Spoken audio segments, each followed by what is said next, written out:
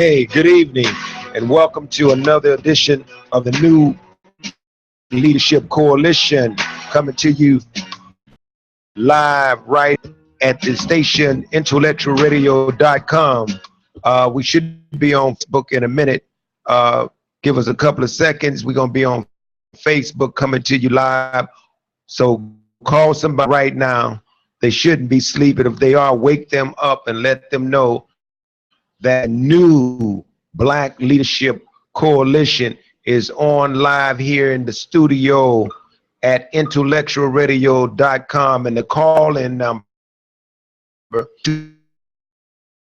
8953 823 I'm sitting here with the co-host, one of the founders of the new Black Leadership Coalition, Minister Michael Muhammad. And let's say this before Mike on, I personally want to thank the Creator for blessing me, for giving me grace, for giving me mercy, and really for giving me courage and to love the community, to love humanity that much so that I will give you tonight a perspective on these current events that you won't find any place. And I'm telling you, I want you to share this video. I want you, when we rebroadcast it, and even now, share this, because I'm telling you, I know some of you all are very upset with mainstream media and even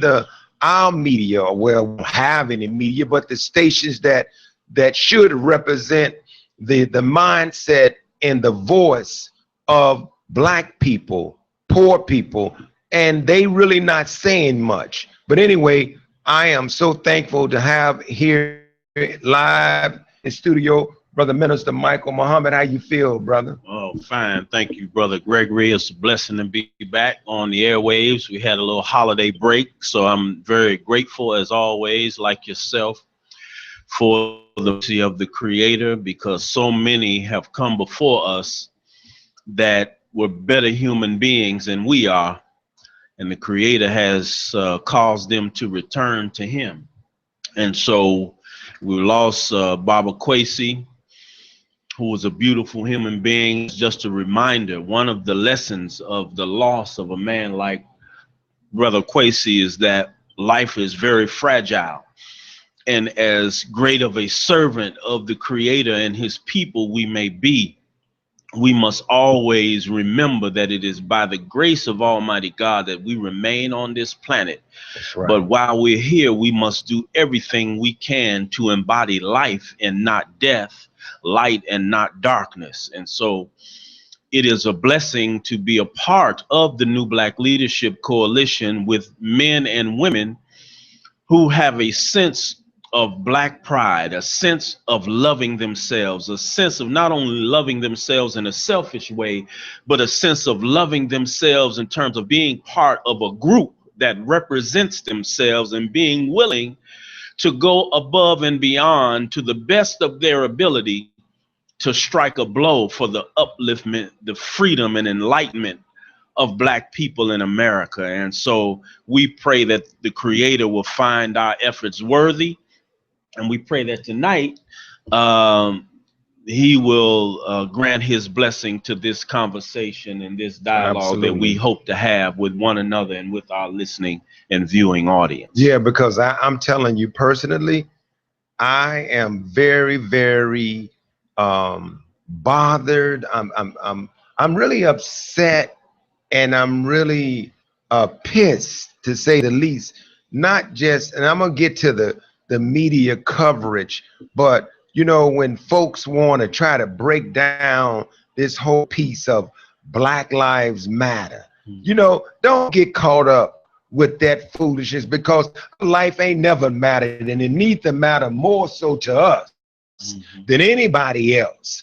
Because I mean, we're gonna deal with it from that perspective too. Because I would be remiss if I put the blame, or if I shifted all of this. That's not their responsibility. We're not going to get that kind of assistance from the government. We must change our ways. We must adhere to lessons, information that will bring us back to where we belong. But I want to deal with the hypocrisy though, man. And I'm telling you, the hypocrisy of this whole piece of violence, and nobody should be off the hook. And why should people be shocked? I mean, we really owe people in Iraq, people in Libya, an apology. There was never no weapons of mass destruction, and that was families, man, destroyed. So when you start talking about violence and you start talking about people using weaponry and etc., you better be careful, because then all of a sudden you get exposed to who you really are. And the brother, and yes, that's what I call him, the brother that have a mental problem, had a mental problem, Micah Johnson, right? Before, but I'm gonna get to Michael Johnson, because at one time he was a two-tier, or he served in two tours, right? But you showed him, you know, not in his military uniform, decorated. You showed him with his fists balled up. You called him Micah X. See, that's devilish stuff. You know doggone well. And matter of fact, if he did have an X, and if he did follow suit with what he should be following suit with, if he was associated and affiliated, then you wouldn't have nothing to worry about, because he respect life. Because we were taught to respect life. Right. So don't be a damn hypocrite. And all of a sudden now, you know, and let me tell you, my condolences, they go out to all of the families, all of the families that lost life. And see, don't let the media change the narration, you know, and I'm checking that out.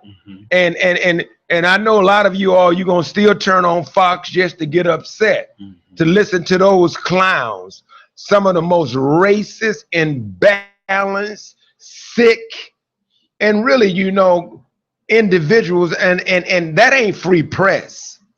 That's controlled press, owned and operated by folks who want to slant, want to create racism. They want it. They are putting it out there.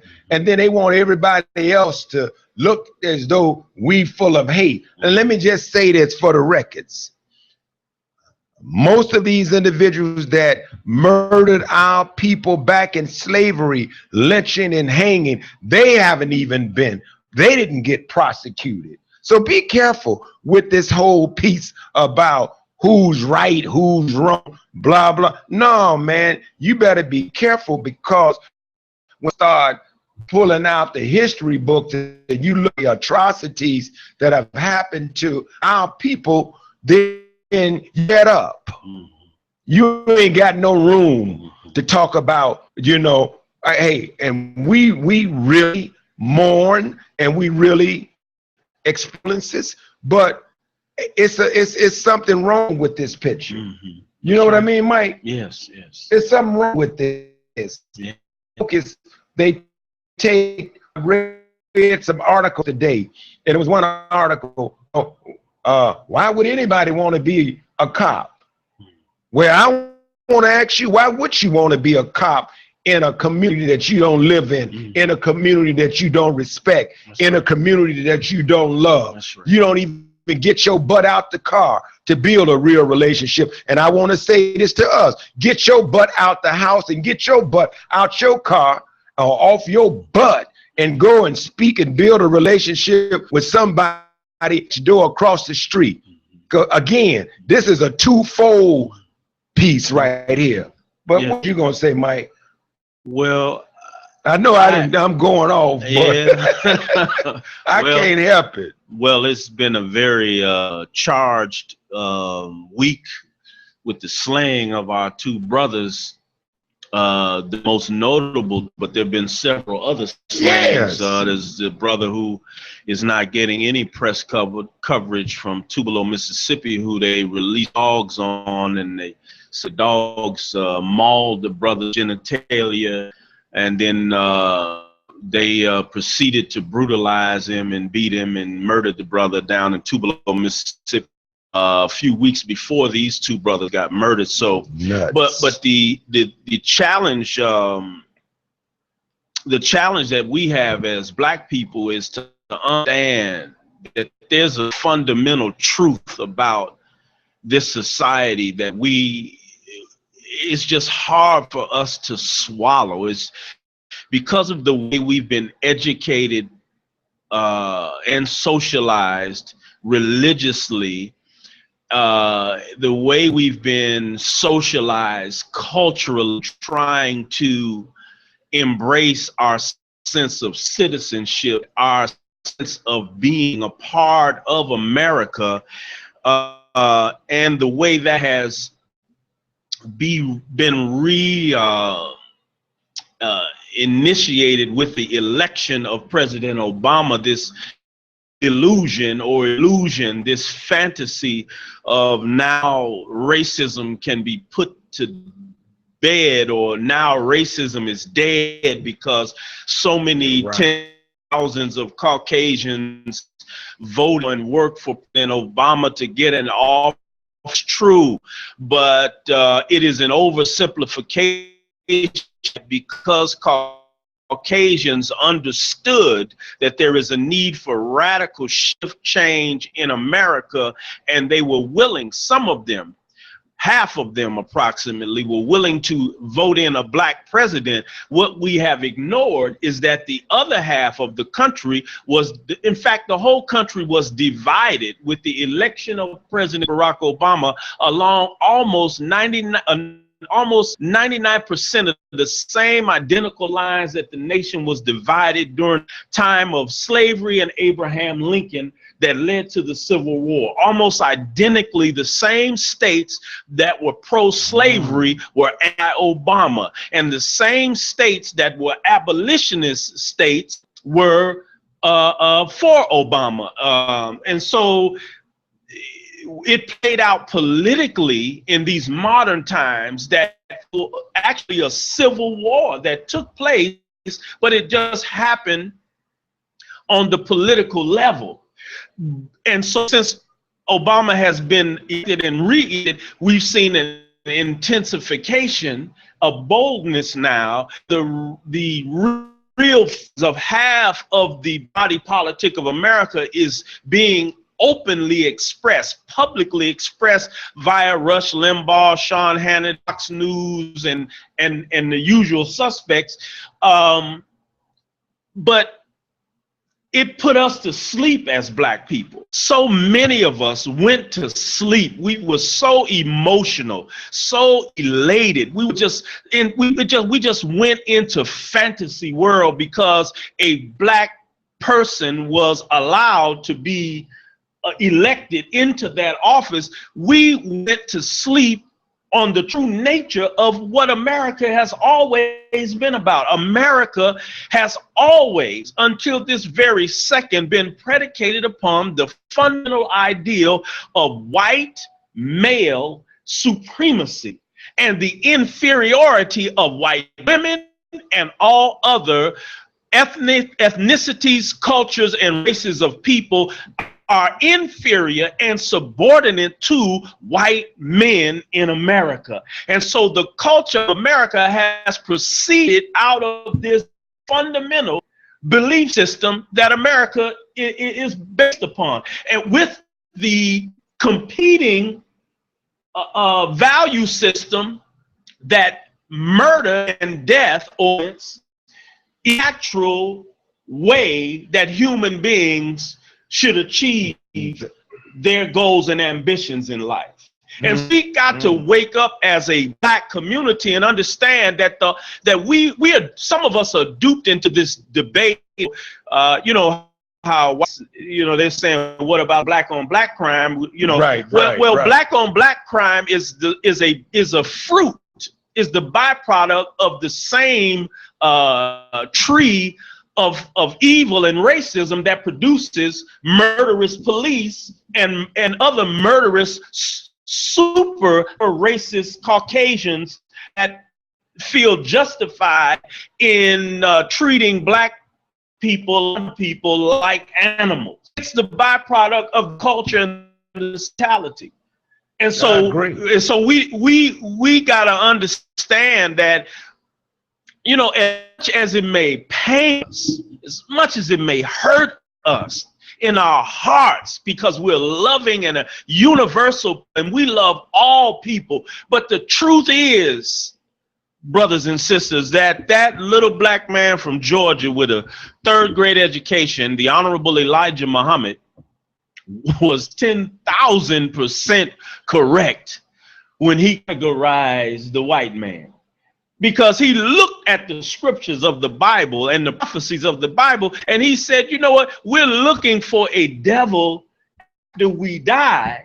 Let's the devil that's right here in real time, in real life. We don't have to die to wonder if we're going to some mythological place to burn in hell with Satan. We're burning in hell, living here in America and throughout the world under the rule of a people who take pleasure in bombing nations of people, take pleasure in destroying whole communities and cultures, who take pleasure in the rape of women and the exploitation and rape. We got to deal with the true Western civilization, Western culture, and not only do black people have to deal with white people, but there's other leaders to guide them in that direction.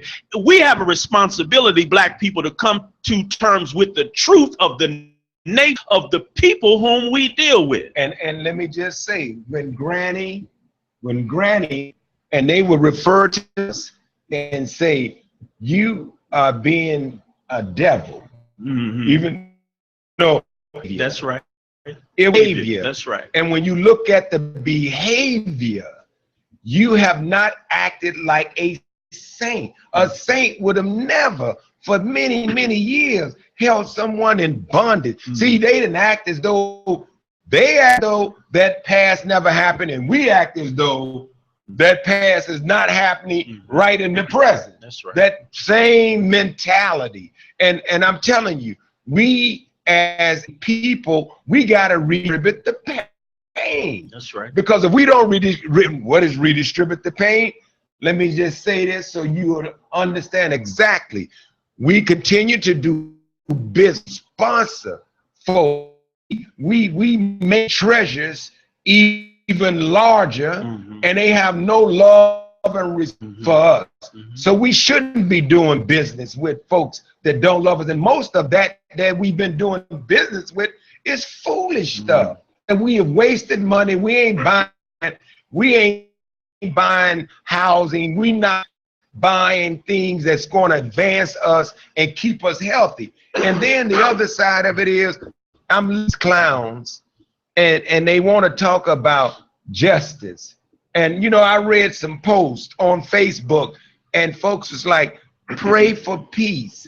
I said, you can pray all day for peace, but where there's no justice, there's no peace. Right. So pray, but it's falling on deaf ears. I get the prayer. I get the spiritual side of us, and that's who we are as people. But we got to make them and us more accountable for what is wrong. And I think you hit the nail. I think you did hit the nail on the head when you talk about this sleep, you know, this illusion. And I'm telling you, you know, you get caught up in that like a relationship, and there's work to do. And a marriage is great. You know, there's hope right there when you're going through the ceremonial piece. Everybody happy, your kids, you know, the whole thing, the honeymoon. Right. We still in a honeymoon. Right. We still on a honeymoon, on vacation. Right. We've been derelict in our duty. Right. And that's why I said, even on Facebook, let me tell you something. Our brother was, in fact, selected before he was elected. And the part is, he's going to Dallas before he got him, because he's going to Dallas before to Minnesota. And he passed a bill to protect police officers' rights on the same day of the murder of one of the brothers. See, so that tells you that those who think about the piper, those who pays the piper calls the tune. Those who pay the piper calls the tune. And I'm just letting you know, this is not a conversation on Barack, but it is an honest conversation that we have, and because, you know, the producer, as soon as I walked in, you know, we were talking for a minute, and he's like, you know, we doing all of these protests, marches and all this protesting and etc. Where's it going? What's going to happen? And I like to say this, and I'm not going to call you all's name, but the civil wrong or the civil right, and civil right individual, you should stop it, some of you all. And you keep talking about the progress you made with non-violence. I get that, but you use that as your cover to be a coward. And you use that as your cover to go along, to get along. I get along with people based on equity. We don't get along if we're not fair.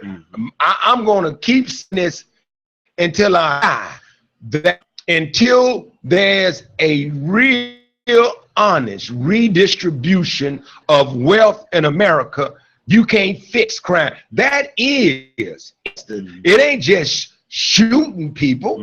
It's create a system, economic, where people dying from unemployment, people dying from housing, people from being homeless. People are dying in a lot of ways. So we get caught up in this, but it is somebody against the other people. And it's just, you the king of the mountain, you don't want to share. You a big baby. It's like a big baby that you want all of the yourself, and you're not willing. You in Winnetka, you out in Naperville, you in Palatine, you in Highland Park. You don't come into the city. So don't play this, we all American. You should be pissed of what's going on in Inglewood. Be pissed. If we Americans, we only Americans when it's convenient to be, but not that you see us in the same way yourself, or we'll fix it overnight. You know what I mean? If they looked at that and said, that ain't just black people address crime, American problem. Now all of a sudden that's a black problem because they say Black Lives Matter. And so now you got knuckleheads out here saying, well, all lives matter. That ain't been the history of this world, that all lives have mattered. So you know that hashtag made sense, and it was to react from brutality.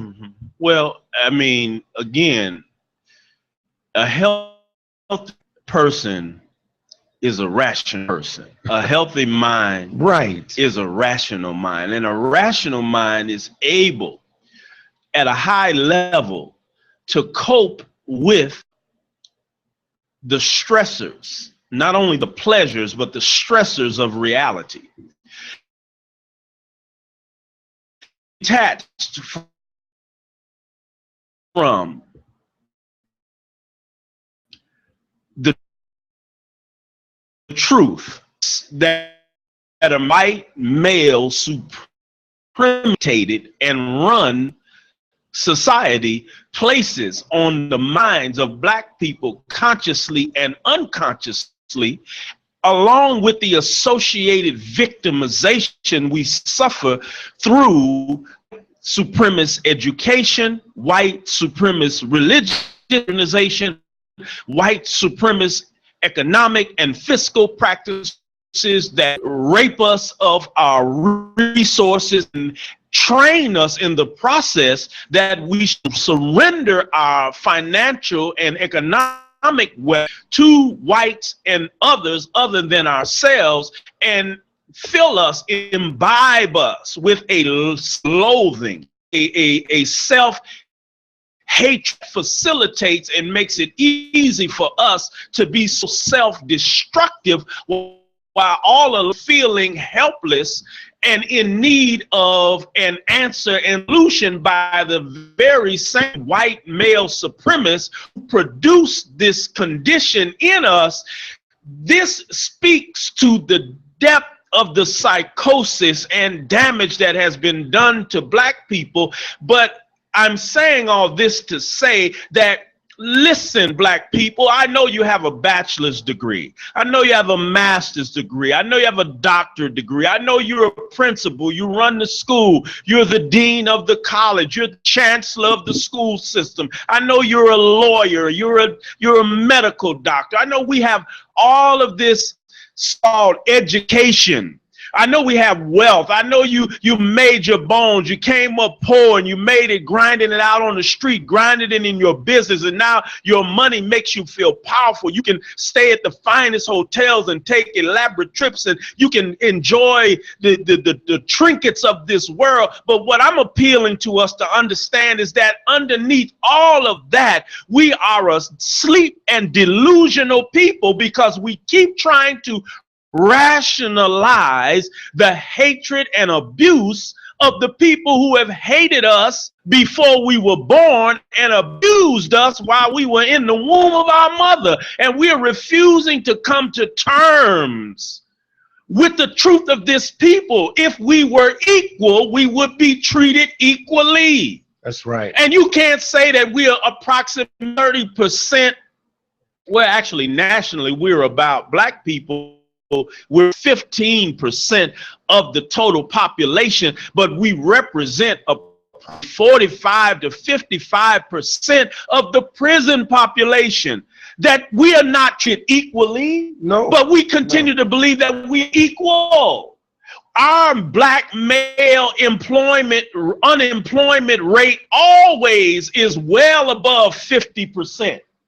So when you go get your bachelor's degree, your master's degree, there are white males who do not have a high school diploma who have a better statistical probability of being hired in America than you do with a bachelor's or a master's, because of the color of your skin. And if we go down a vital statistic that is measured by economists and social scientists to measure the health status of a nation of people, from economics, mental health, physical, all down every vital stick in category, black people at the bottom barrel.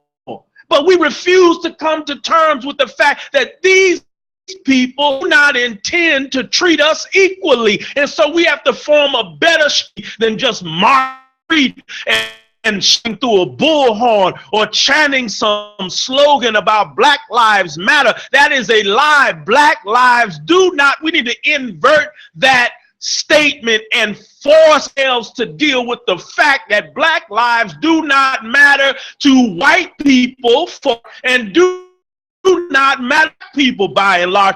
And what are we going to do about it, you see? And so you mentioned the civil rights community. We had a brilliant, great people that fought in the civil rights movement, but the truth is they didn't make those gains because of nonviolence. They made those gains because of the threat of violence. And if you understand the nature of the formation of the civil rights movement, it was the fear of the President of the United States. When Randolph began to threaten to bring millions of black people to the mall at Washington, it was the fear of the United States government that if those black people came, there would be trouble. And so they gave in to A. Philip Randolph once, twice, three times, and then they finally gave in to the Big Six, as they were called, because of the fear of violence. And then the rising voice of the Honorable Elijah Muhammad that was spurring on the a more radical approach to our freedom, justice, equality. So these competing threats was what created the conditions that Caucasians had to choose. The powers that be had to choose. Give Elijah Muhammad what he's asking for, or civil rights movement. what it's asking for, which will make so that we calm the problem down, we pacify our formers, and we remain in power without destroying us. You tonight, we're going to get it like ever have had it. 708-223-8953. Join the conversation. You know what went through my head, and I was smiling when you were speaking because I thought about the messenger saying separation. Now here you are, don't like us, don't want to live next to us. The minute the messenger, you try to approach, you know, it was like, okay, fine. Then some land and a place that I can call my own, and we're going to go and do for self. So then you had some people, he's teaching hate. The black people saying, that's unreal. That's why Harriet Tubman said I could have freed much more of them. They didn't know how bad they were living and that they were enslaved. They really didn't. They thought that that's the way they should exist. And to go back, she had to deal with them because they were going to go back and tell them which way they were traveling. And I'm saying that to say, in conjunction with what you said, Minister Mike, is I'm thinking about, so on the talk, you got people say, well, have you offered any solutions of this? Can we get along? Song, We Are World. And after we sung all of those beautiful songs, everything remained the same. And the pie continued to split the way it was split. See, the bigger portion of it, people than ourselves. And you got to call, when you lay that out, see disparities. Barack Obama, he gave a sociological explanation. Who's mentally ill. Yeah, he had a breakdown. He snapped. But he called that despicable. Look at the word. It's despicable. No, it's despicable across the board. It's despicable across the board. That's right. No, you know, and I hope that our listeners don't confuse us, because we need law enforcement. Absolutely. Law and order is no society at all. And so we're not against law and order. But when you have a system of law and order based upon what I said, white male supremacy and domination, and the perpetual ideal that black people, simply because of the hue of our skin, the nature of our blackness, we are innately dangerous and that we should be feared. Not a system of law and order that is not equipped with the principle of justice. And so we have police departments that impose law and order without a true commitment to the principles of justice and equality. And this is where the problem comes in. And so when you bring black people into a law and order system to be deputized as law enforcement agents out of this context, you're bringing most black people come on with a sense of authority to white people or white culture.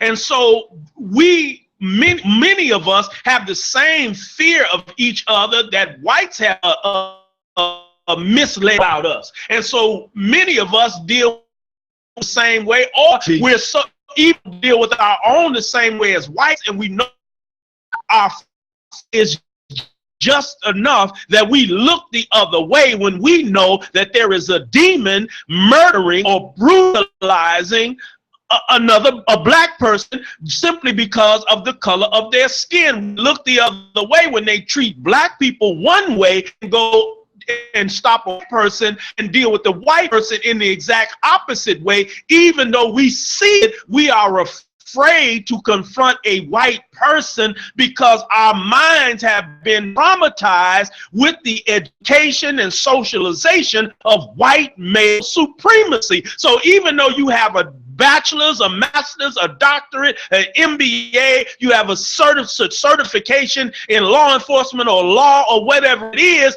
not you of your sense, your fear male or your sense of white male superiority and black inferiority. And so you carry a badge and a gun, afraid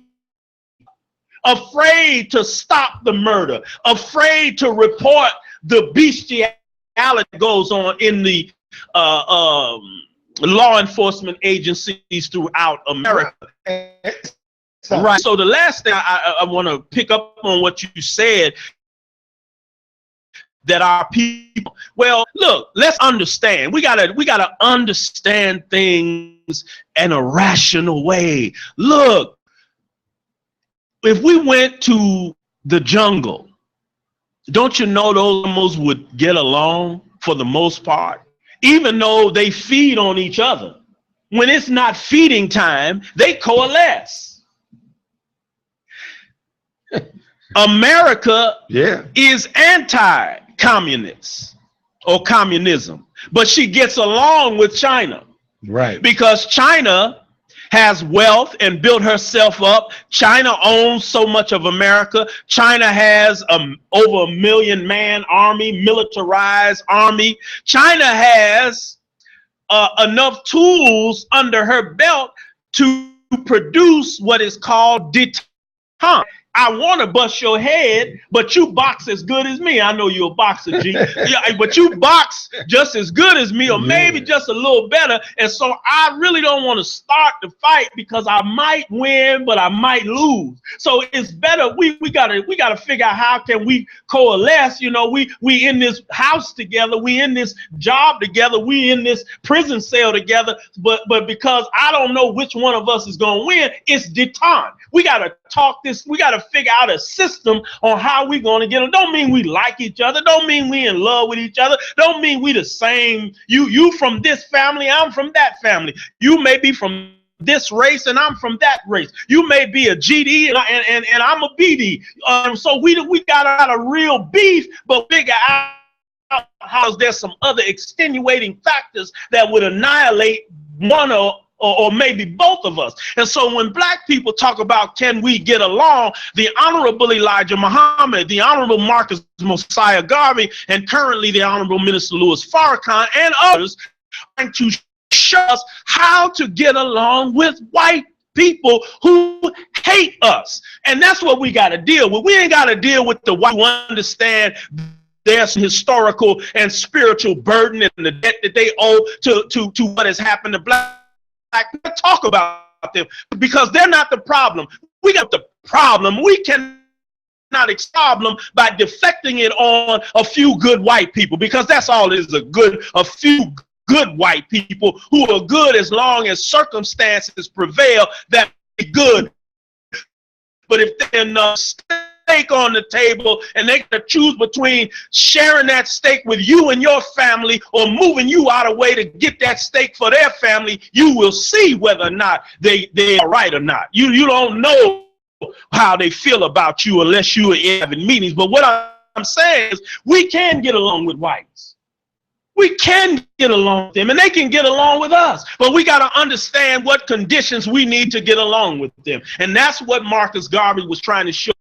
What the Honorable was showing us, Honorable Minister Farrakhan is trying to encourage, get back to it that was and is effective for the coalescing of two people on equal terms and to be treated equally. And that in itself is the solution.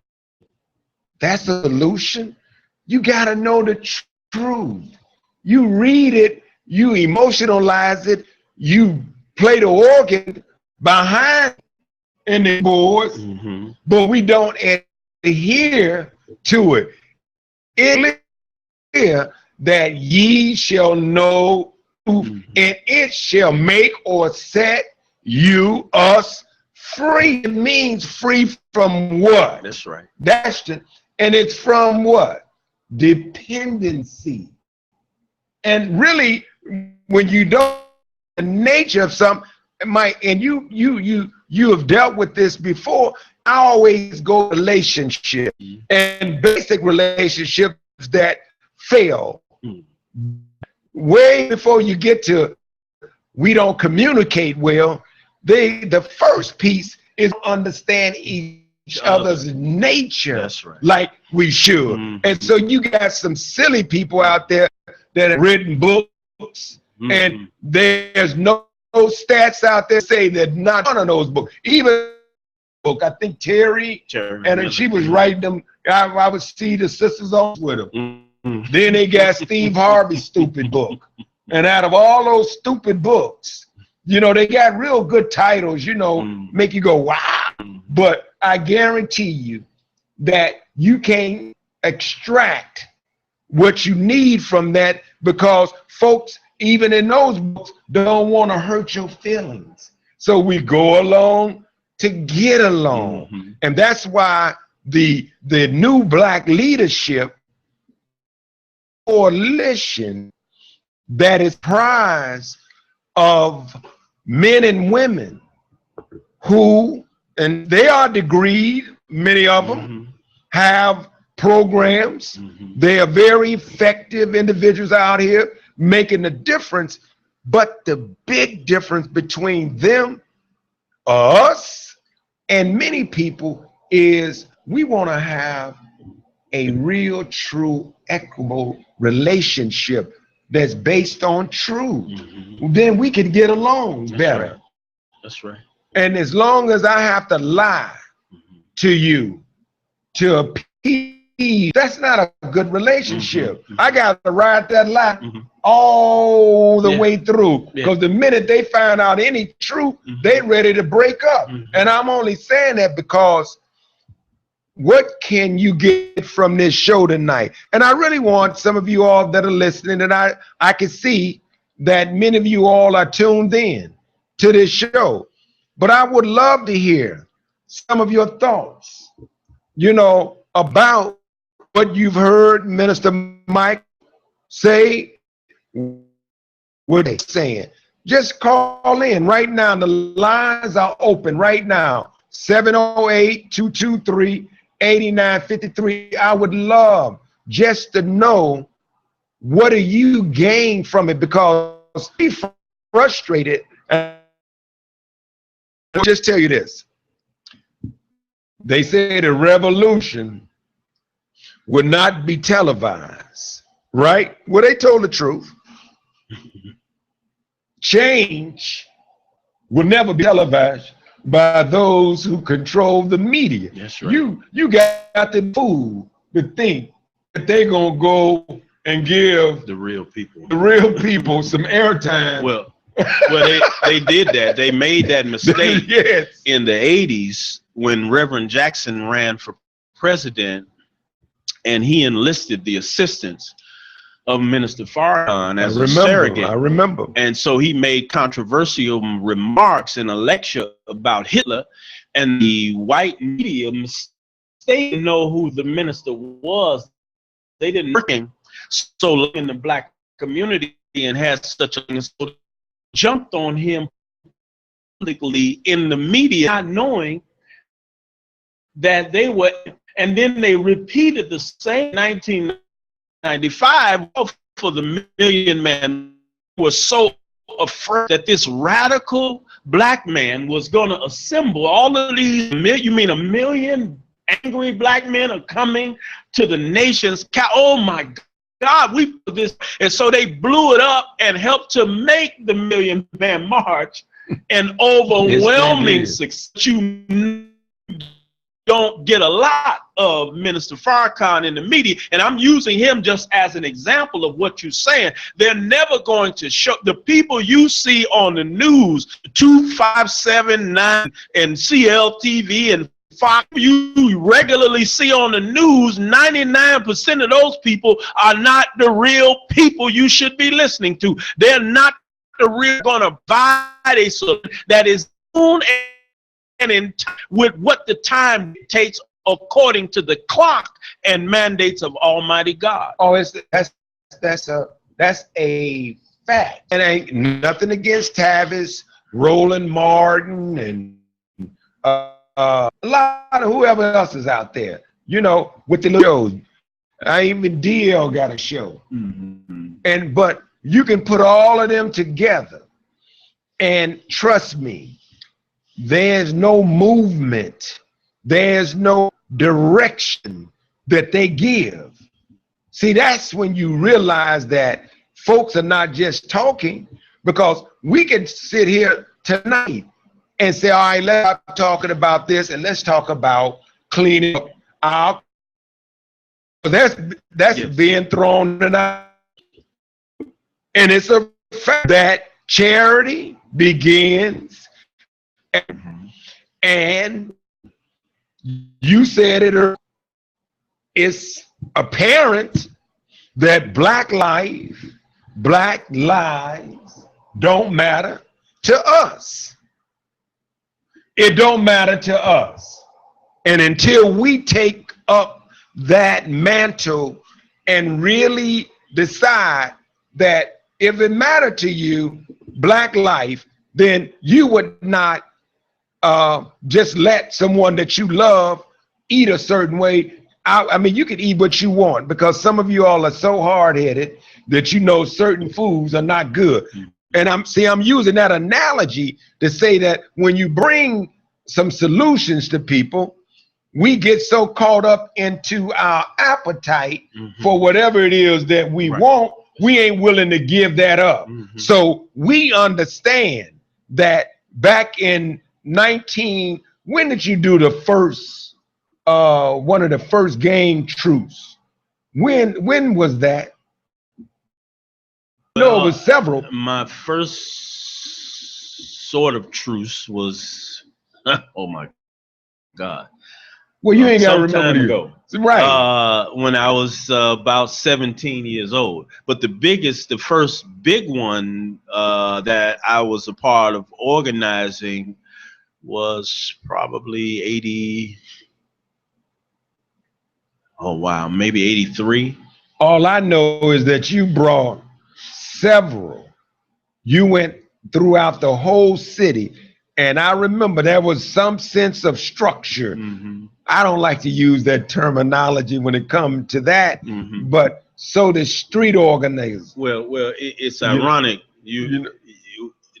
that you're bringing that up, because that was the next thing I wanted to offer in terms of solution. And this is going to be hard for some people to swallow. So I apologize to you if it's a little hard to swallow. It's one of these big pills that maybe a little tough to swallow, but can they break it up? But just listen. If you beat your woman, you have no right to get angry at another man for smacking her.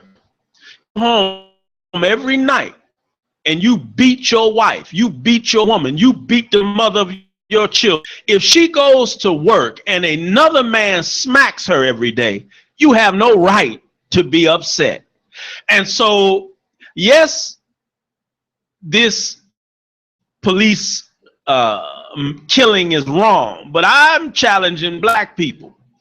We're beating each other and getting mad at our employer for smacking us when we come to work. And so I'm appealing first at the grassroots level. Some of you watching may be gang affiliated from a traditional structure. Some of you are maybe not be affiliated, but you have a brother, an uncle, a nephew, an auntie. You have somebody in your family that you know has influence at the street level. And so I'm saying, when do we take our street organization organizations, when do we hold them accountable? When do the women who sleep with leaders and influence of street organizations, when do you to do their influence and start to educate, start to enlighten, start to inspire black men to be upright, to be disciplined, to be lovers of their own people and community,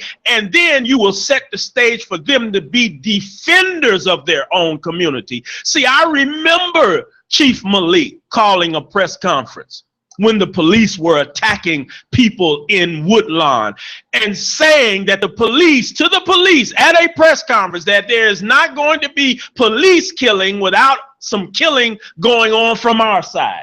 And I remember the police toning down their brutality after he made that edict, because they knew that those black men, they were still rough around the edges. They were not saints by any stretch of the imagination, but they understood that there was a separation between the white power structure and the black power structure, and they had some influence over that black power structure, and they could give a command for the protection of themselves, their interests, and the community, and have that order carried out, and the police had to respect them and the threat that they represented. And I'm saying this to our black people, that you may not like what I'm saying, but if you don't have force to deal with a beast, you're out of your mind. That beast will continue to devour you. And so if you're a lawyer,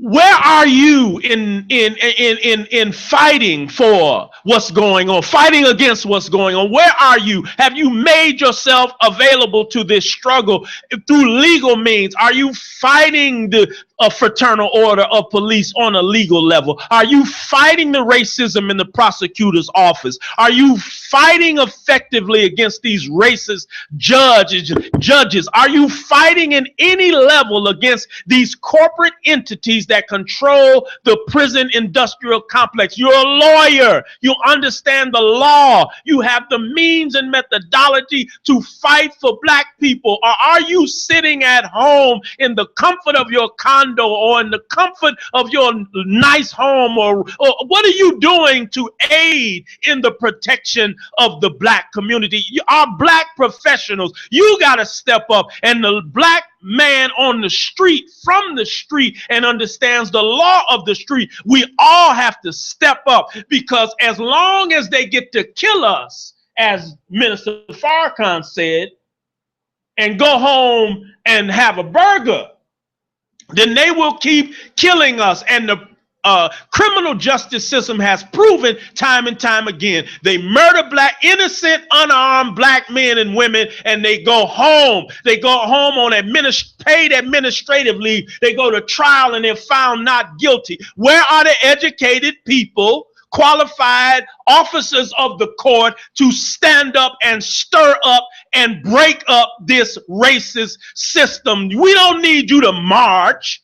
We don't need a sign going down the street. We need lawyers to get in a room and take off your bourgeois mask and put on your black mask and your black costume and go to war for black people, because make no mistake about it, it's a war on black lives. It always has been, and it always will be, until we get our act together and we show them that we'll go to war with them effectively. And that war is within first.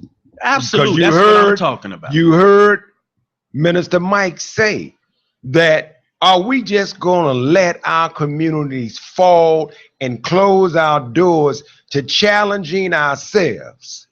Challenging, because just as he said, well, you have no right that if you beating up on your wife, and that's a great analogy, then when somebody else smacks her, you have no right to be upset. So we have to take this for what it's worth. And that is, man, we got to clean up our own house. We got to challenge our young brothers and sisters. We gotta talk to these women that are hoarding these little boys and these grown men in their homes, apartments. They coming in somebody's house after they do stupid stuff. That's right. And we are letting them exist, and they walking, just being a menace to your own community, man. And I'm telling you, I am so fed up with that, and we cannot give that a pass. You could march all day, but until we hold post in the community, we got to hold post, get a post. That's right. And when on your post, you got to go build some relationships. And you can't build no relationship by being scared to open your mouth and bring reason to the equation. That's right. They'll listen, but we just too damn scared to say, man, that's wrong. I'm sorry, brother. You can't talk that way on the bus. My brother was telling me there was a young man on the train, and he was talking out of his head, being disrespectful to everybody from 95th. He started on 95th, and I mean, he was going at it. What's called thuggish, just stupidity. They ain't thuggish, just being stupid. And so he talking all crazy all on there, and all the people on the train, nobody's saying anything. Everybody's scared. Nobody's saying anything. So he continues to go on and on and on and on. And then finally, he gets by, I think he gets to 35th Street. No, as a matter of fact, my brother said he gets to 47. And then by the time he get to 35th, the same one, he talking woo, woo, woo. Everything is woo, woo, woo. All this stupid stuff. By the time he get to Chinatown, he calms down. White people get on the train. And by the time he get to the South Loop, that same brother who was all on the train talking woo, woo, woo, knew exactly how to make an adjustment, which I know our people can do it, but we got to call them on the carpet. And I'm sorry, but we got to start at home. We got to clean. Yeah, you need to know the bigger picture. Yeah, we cannot we'll be remiss if we were, and derelict in our duty over these precious airways if we did not. And I'm telling you, Fox ain't going to invite Minister Mike on their show. Man, we don't, man, please, we'll eat them alive but they don't want that kind of dialogue. And you can't cut me off. I'll walk off your stage. I ain't gonna be sitting there being disrespected like half of them clowns. But anyway, so I just want to say this before you close out, so people understand what I'm trying to say. What I'm trying to say is what these white officers are doing, what is very wrong. We're not justifying that. What I'm saying, though, is we will never change racism with our emotions. There's something structural, strategic, and intellectual on Intellectual Radio that we need to do as a community of people to reposition ourselves in a way that is appropriate for what treatment we have continued to receive in America. We cannot change the phenomenon of racist white people. Dr. King tried and they blew his face off. We can change ourselves. We do have the power to change ourselves. And the power lies within us to cause a paradigm shift in racism by the way we treat and view ourselves. Just like our rap music changes culture, just like our dance changes culture, just like our preaching changes culture, when we start to take on these shifts that we're talking about, see a shift in the behavior of racist white people. Excellent, excellent. Listen, you need to share this conversation. You know, folks like to share. I see a lot of stuff they share. They be getting all kind of hits. This right here need to be shared. And you know it does. So share with all of your friends and let them share it. And people need to hear this for our own good. So I want to thank you all who tuned in tonight. I really want to thank the Creator for blessing us to get this out. Yes. Because it was so important to get this out. And I think I can sleep better knowing that we got this out. And I ain't worried about the propaganda and all the foolishness that they write in the newspaper. That's all a joke. They selling newspaper, and they are paid to keep the confusion going. That's right. But we read between your lies all the time. So anyway, thank you guys for tuning in. Nothing but love and respect for you. And you can find this already within the next, I think now, on iHeartRadio, YouTube. You can play it back on our Facebook and etc. So thank you all. Tune in to the New Black Leadership, and you're going to hear more from us soon. We got a fundraiser coming up in the next few months or so. Peace and love. Peace.